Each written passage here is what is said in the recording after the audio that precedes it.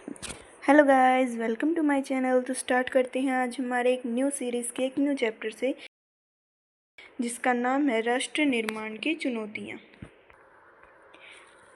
इस चैप्टर की थोड़ी समरी मैं बता देती हूँ आप लोगों को कि जब हमारा देश आज़ाद हुआ था तो उस देश के सामने कौन सी 3 बड़ी चुनौतियाँ आई थी। एकता की चुनौती, और इतने बड़े देश में जो लोकतंत्र था उसको कायम करने की चुनौती, और सभी के भले के लिए काम करने की चुनौती। ये 3 चुनौतियाँ हमारे देश के नेताओं के सामने आई थी।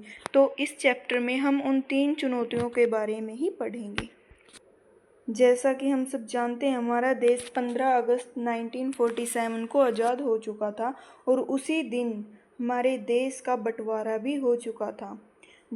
जो हिंदुस्तान था उसमें से भारत और पाकिस्तान नाम के 2 अलग अलग देश बट चुके थे। जिस दिन हमारा देश आज़ाद हुआ उस रात को जो हमारे पहले प्रधानमंत्री थे पंडित जवाहरलाल नेहरू, उन्होंने संविधान सभा में खड़े होकर एक भाषण दिया था जिसका नाम था भाग्यवधु से चिर प्रतिष्ठित भेंट। इसका नाम कई बार पेपर में आ सकता है, तो इसे भी ध्यान रखिए। और इसे इंग्लिश में ट्रस्ट विद डेस्टिनी कहा गया था। 2 बातें थी जिसमें सभी की सहमति थी। वो दोनों बातें कौन सी थी? एक तो ये थी कि जब भी हमारा देश आज़ाद होगा, आज़ादी के बाद हमारे देश में लोकतांत्रिक सरकार चलाई जाएगी। ये कौन सी बात थी? दूसरी बात ये थी कि जो सरकार है वो सबके भले के लिए काम करेगी। सरकार किसी भी कमज़ोर या गरीबों के साथ भेदभाव नहीं करके उन्हें भी समान अधिकार देगी। ये 2 बातें थी जिसमें सभी लोगों की सहमति थी। आज़ाद हिंदुस्तान का जब जन्म हुआ तो वो बहुत कठिन परिस्थितियों में हुआ था। एक तो जो हिंदुस्तान की आर्थिक स्थिति थी वो ठीक नहीं थी, और दूसरा जब देश को आज़ादी मिली उसके साथ ही देश का बंटवारा भी हो गया था, भी हुआ, और जो लोग थे उनका विस्थापन भी हुआ। इसमें बहुत से लोग भी मरे। आज़ादी के बाद पूरे देश में उथल पुथल मच चुकी थी, क्योंकि लोग एक दूसरे को मारने पे तुल गए थे। जो मुसलमान थे वो पाकिस्तान जा रहे थे, और जो हिंदू पाकिस्तान में रह गए थे वो हिंदुस्तान आ रहे थे। इसके बाद है वो 3 चुनौतियाँ जिसके ऊपर पूरा चैप्टर आधारित है। पहली है एकता के सूत्र में बांधना पूरे देश को। जैसा कि हम सब जानते हैं, भारत में अलग अलग भाषाएं बोली जाती है, अलग अलग संस्कृति है, अलग अलग विविधता वाले लोग हैं, अलग अलग धर्मों के लोग हैं। इन सभी को एकजुट करना आसान नहीं था। इसमें बहुत से प्रश्न भी खड़े हुए। भारत के भविष्य को लेकर गंभीर प्रश्न भी खड़े थे। वो क्या थे? क्या भारत एक रह पाएगा? क्योंकि भारत में अलग अलग बोली बोली जाने वाले लोग थे, अलग अलग धर्मों के लोग थे, अलग अलग संस्कृति के लोग थे। तो सभी को ये था कि भारत एक नहीं रह पाएगा। एक सवाल यह भी था कि भारत की क्षेत्रीय अखंडता को कैसे हासिल किया जाए। पहली चुनौती तो हो गई, एकता की चुनौती। तो दूसरी कौन सी चुनौती थी? दूसरी चुनौती थी लोकतंत्र को कायम करने की चुनौती। संविधान के बारे में तो हम पहले ही पढ़ चुके हैं। उसमें आपने मौलिक अधिकारों के बारे में भी पढ़ा होगा। उन अधिकारों में एक अधिकार है मत देने का अधिकार। किसी भी नागरिक को हम मत देने से नहीं रोक सकते। हर भारतीय नागरिक का मत देने का पूरा अधिकार होता है। मत देने के अधिकार के जरिए वे अपनी इच्छा के अनुसार अपने नेता को वोट देकर उसे जिता सकते हैं, और वोट देके किसी भी नेता को अपने देश का प्रधानमंत्री बना सकते हैं। 2 मुद्दे तो हमने पढ़ लिए, तो तीसरा कौन सा मुद्दा है? तीसरा मुद्दा है सारे समाज का भला करना। जो हमारे नेता थे उनके सामने जो तीसरा मुद्दा आया था वो था कि जो सभी समाज के लोग हैं, अल्पसंख्यक जो पिछड़ी जनजाति के लोग हैं, उन सभी का भला करना, गरीबी को कम करना। 3 चुनौतियां बहुत ही इम्पोर्टेंट है, तो इन्हें याद कर लेना। ये पेपर में बहुत ज़्यादा पूछी जाती हैं। शुरुआत के 3 अध्यायों में हम यह जानने की कोशिश करेंगे कि जिन 3 चुनौतियों का ऊपर जिक्र किया गया है उनका आज़ादी के बाद शुरुआती सालों में कैसे सामना किया गया। जो हमने ऊपर चुनौती पढ़ी थी उनका हमारे देश के नेताओं ने कैसा सामना किया, अब हम उसके बारे में पढ़ते। आज़ादी के तुरंत बाद राष्ट्र निर्माण की चुनौती सबसे प्रमुख चुनौती थी। इस अध्याय में हम इसी चुनौती पर ध्यान केंद्रित करेंगे। शुरुआत में उन घटनाओं की चर्चा की जाएगी जिन्होंने आज़ादी को एक संदर्भ प्रदान दिया। आज़ादी के समय राष्ट्र एकता और सुरक्षा का सवाल सबसे प्रमुख चुनौती के रूप में क्यों उभरा? जब आज़ादी मिली हमें तो आज़ादी के साथ हमारे देश का बंटवारा भी हो चुका था। तो उस समय जो हिंदू थे वो मुसलमान को मार रहे थे और मुसलमान थे वो हिंदुओं को मार रहे थे। उनकी सुरक्षा का जो सवाल था वो सबसे बड़ी चुनौती साबित हुई थी हमारे देश के नेताओं के लिए। और दूसरी चुनौती थी उन सभी को एकजुट करना। नेक्स्ट टॉपिक हम स्टार्ट करेंगे विभाजन, विस्थापन और पुनर्वास। 14-15 अगस्त को एक नहीं बल्कि 2 राष्ट्र भारत और पाकिस्तान अस्तित्व में आए थे। ऐसा विभाजन के कारण हुआ था। ब्रिटिश इंडिया को भारत और पाकिस्तान के रूप में बांट दिया गया था। दोनों देशों के भूभाग को रेखांकित करते हुए सीमा रेखा खींच दी गई थी, एक तरफ भारत और एक तरफ पाकिस्तान। पाकिस्तान भारत से अलग हुआ ही क्यों था? जो मुस्लिम लीग थी उसने द्विराष्ट्रीय सिद्धांत की बात, जिसके अनुसार हिंदुस्तान एक कौम का नहीं बल्कि 2 कौमों का देश था, हिंदू और मुसलमान। इसी कारण मुस्लिम लीग ने मुसलमानों के लिए एक अलग देश यानी पाकिस्तान की मांग की थी। कांग्रेस ने द्विराष्ट्रीय सिद्धांत तथा पाकिस्तान की मांग का विरोध भी किया था और इसीलिए कांग्रेस और मुस्लिम लीग के बीच राजनीतिक प्रतिस्पर्धा तथा ब्रिटिश शासन की भूमिका जैसी कई बातों का जोर रहा, परंतु अंत में पाकिस्तान की मांग को मान लिया गया था। अगला टॉपिक है विभाजन की प्रक्रिया। अंत में यह फैसला हुआ कि जिस भूभाग को इंडिया नाम से जाना जाता था उसे भारत और पाकिस्तान नाम के 2 देशों के बीच बांट दिया जाएगा। विभाजन दर्दनाक तो था ही, पर इस पर फैसला करना और अमल में लाना और भी कठिन था। धार्मिक बहुसंख्यक को विभाजन का आधार बनाया गया। जिन इलाकों में मुस्लिम बहुसंख्यक थे वे इलाका पाकिस्तान के भूभाग में होगा और शेष हिस्सा भारत कहलाएगा। यह बात आसान जान पड़ती थी, परंतु इसमें भी कई प्रकार की दिक्कतें सामने आई थी। पहली बात तो यह थी कि ब्रिटिश इंडिया में कोई भी एक ऐसा इलाका नहीं था जहां मुस्लिम बहुसंख्यक हो। ऐसे 2 इलाके थे जहां मुस्लिमों की आबादी ज़्यादा थी। एक इलाका पश्चिम में था तो दूसरा इलाका पूर्व में था। ऐसा कोई तरीका नहीं बचा था जो इन दोनों इलाकों को जोड़कर एक जगह कर दे।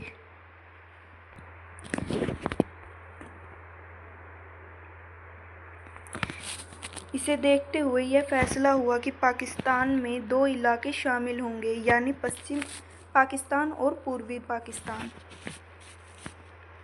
इसके बीच भारतीय भूभाग का एक बड़ा हिस्सा रहेगा।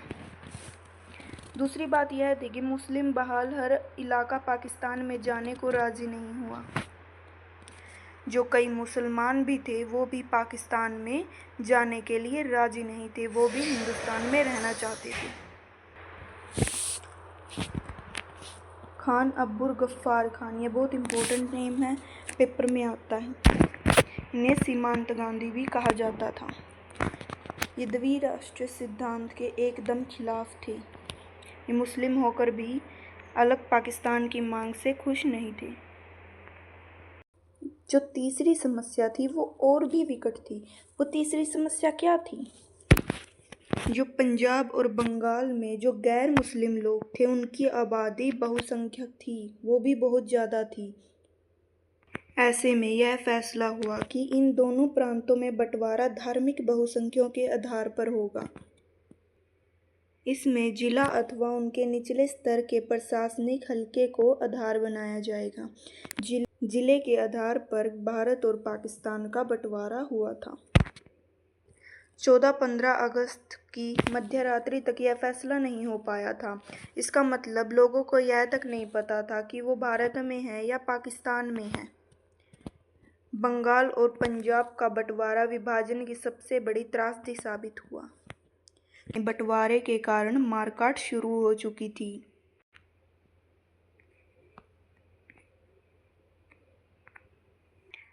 ये वो समस्याएं थी जो विभाजन के कारण देश के नेताओं के सामने आई थी। ये पेपर में पूछी जाती हैं, तो इन्हें याद कर लेना।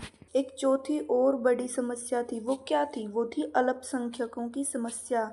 अल्पसंख्यक कौन से हैं? जो कम संख्या में हैं। जो इलाका पाकिस्तान में था, वहाँ लाखों की संख्या में हिंदू और सिख आबादी थी। ठीक उसी तरह पंजाब और बंगाल के भारतीय भूभागों में लाखों की संख्या में मुसलमान आबादी थी। दिल्ली और उसके आसपास के इलाकों में भी मुसलमानों की बड़ी आबादी थी। उन लोगों ने पाया कि वो अपने ही घर में विदेशी बन गए थे।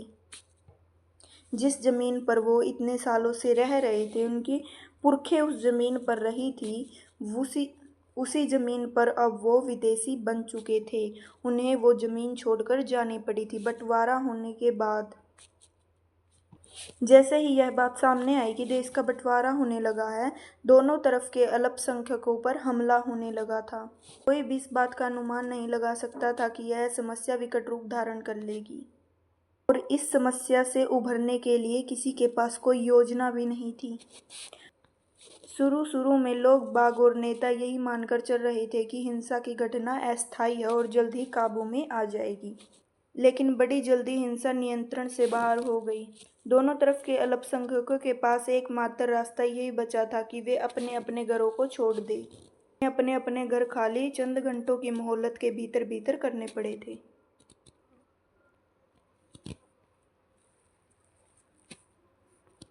विभाजन के परिणाम।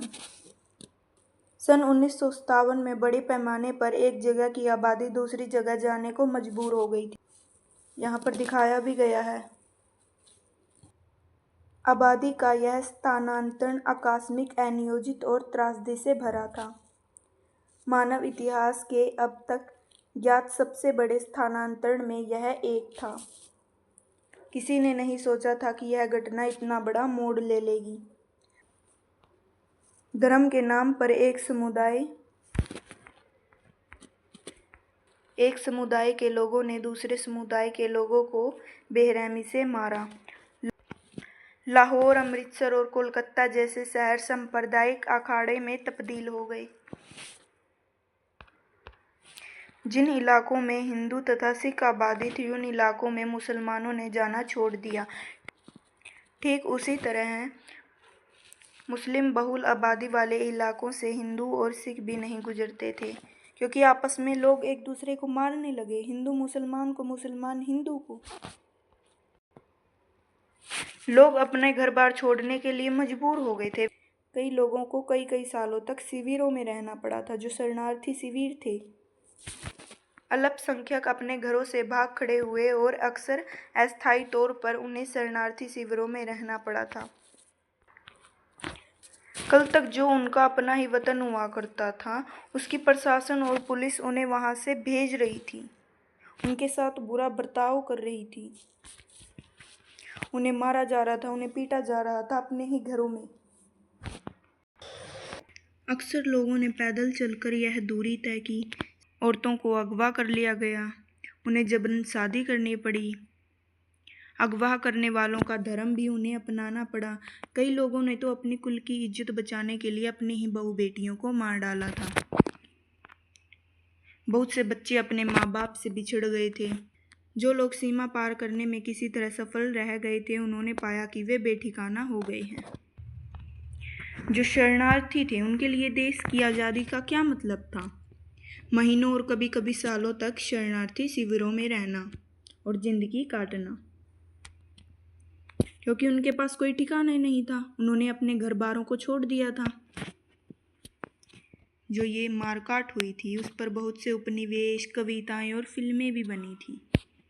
इन सब के लिए बंटवारे का मतलब था दिल के दो टुकड़े हो जाना। विभाजन में सिर्फ संपदा, देनदारी और परिसंपत्ति का बंटवारा ही नहीं हुआ। इस विभाजन में दो समुदाय जो आपस में पड़ोसियों की भांति रहते आ रहे थे, हिंसा अलगाव का शिकार भी हुए थे। विपत्ति संपदा के साथ साथ टेबल, कुर्सी, यहाँ तक कि टाइपराइटर और पुलिस के वाद्य यंत्र तक का बंटवारा हुआ। जो सरकारी और रेलवे के कर्मचारी थे उनका भी बंटवारा हुआ। अब तक साथ आ रहे दो समुदायों का यह एक हिंसक विभाजन था।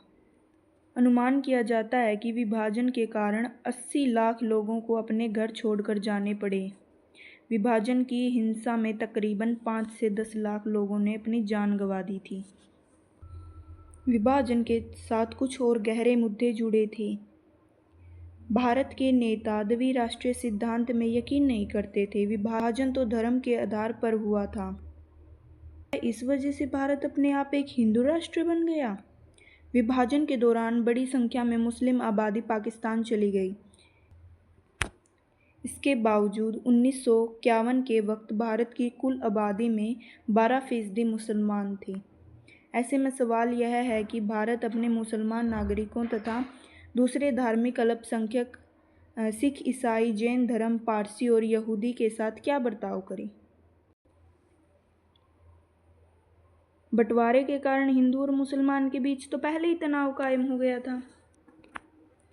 इस संघर्ष के साथ प्रतिस्पर्धी राजनीतिक हित जुड़े थे। मुस्लिम लीग का गठन मुख्य रूप से औपनिवेशिक भारत में जो मुसलमान थे उनके हितों की रक्षा के लिए हुआ था, परंतु उन्होंने तो पाकिस्तान की ही अलग मांग कर ली। हिंदुओं के अलावा और भी कई संगठन थे भारत में। भारत की कौमी सरकार के अधिकतर नेता सभी नागरिकों को समान दर्जा देने के हिमायती थी, चाहे नागरिक किसी भी धर्म का हो। जो भारत के लोग थे वो किसी एक धर्म को आगे नहीं बढ़ाना चाहते थे। वे सभी धर्मों को एक साथ लाना चाहते थे और सभी के भलाई के लिए कार्य करना चाहते थे। जो भारत के नेता थे वो ऐसा नहीं समझते थे कि जो एक धर्म है वही ऊंचा है और बाकी सब हीन है। वो सभी को एक समान समझते थे। किसी एक धर्म के विश्वासियों के मुकाबले बाकी हीन समझे जाते हों, ऐसा भारत के नेता नहीं समझते थे। हमारे नेतागण धर्मनिरपेक्ष राज्य के आदर्श के हिमायती थे। वो किसी भी एक धर्म को ऊंचा नहीं दिखाकर सभी को एक मानते थे। वे सब्सक्राइब फॉर पार्ट 2। बाय।